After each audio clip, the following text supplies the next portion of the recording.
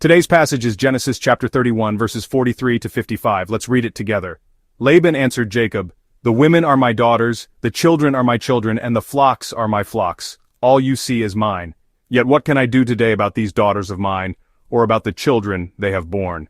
Come now, let's make a covenant, you and I, and let it serve as a witness between us." So Jacob took a stone and set it up as a pillar. He said to his relatives, "Gather some stones." So they took stones and piled them in a heap, and they ate there by the heap. Laban called it Jegar Sahadutha, and Jacob called it Gilead. Laban said, "This heap is a witness between you and me today." That is why it was called Gilead. It was also called Mizpah, because he said, "May the Lord keep watch between you and me when we are away from each other. If you mistreat my daughters, or if you take any wives besides my daughters, even though no one is with us, remember that God is a witness between you and me." Laban also said to Jacob, "Here is this heap, and here is this pillar I have set up between you and me. This heap is a witness, and this pillar is a witness, that I will not go past this heap to your side to harm you, and that you will not go past this heap and pillar to my side to harm me. May the God of Abraham, and the God of Nahor, the God of their father, judge between us." So Jacob took an oath in the name of the fear of his father Isaac. He offered a sacrifice there in the hill country and invited his relatives to a meal. After they had eaten, they spent the night there.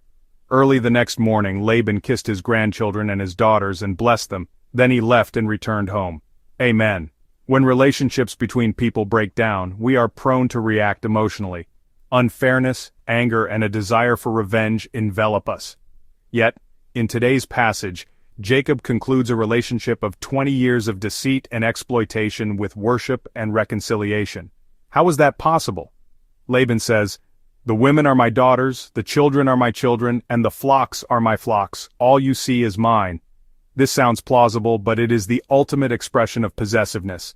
He claims that even his daughters, whom he married off, and the flocks Jacob earned through his labor, are still his. This is a typical trait of someone who feels anxious if they are not in control. However, Laban also knew that God was with Jacob. Because he could not deny the fact that he had been blessed through Jacob, he could no longer hold Jacob back. So, he eventually proposed reconciliation. He could no longer persist in his stubbornness before God's intervention. At first glance it seems like peace, but its essence is boundaries. Let's not cross this line. It's a relationship that is close but distant, a promise not to be hostile even if they cannot be together. Sadly, it is a decision to respect each other and go their separate ways. However, at the center of this covenant was not man, but God. Although it seemed like a promise made between people, God was set as the witness. Because that God was present, this covenant could be the beginning of peace. After they had eaten, they spent the night there. Jacob offered a sacrifice at that place. Without arguing or seeking revenge, he offered his grievances to God. That sacrifice was a confession of faith. "I will conclude this matter in God's way."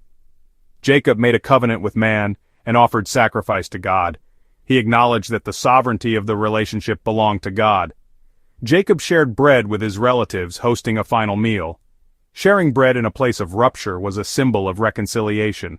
By choosing to share bread rather than harsh words, choosing fellowship over anger, Jacob demonstrated spiritual maturity in resolving his life in God's way. And that night, they stayed together on the mountain. It was a quiet night, without arguments or tension. That night was God's night, standing between separation and a new beginning.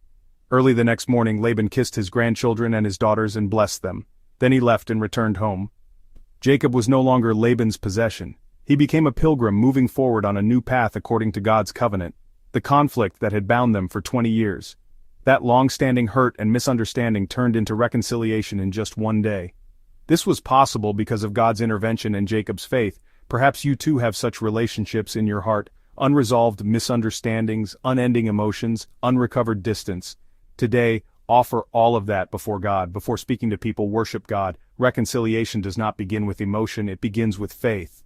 In the final moments of a relationship, the best response we can have is worship. Let us entrust everything to God and choose the beginning of reconciliation and faith.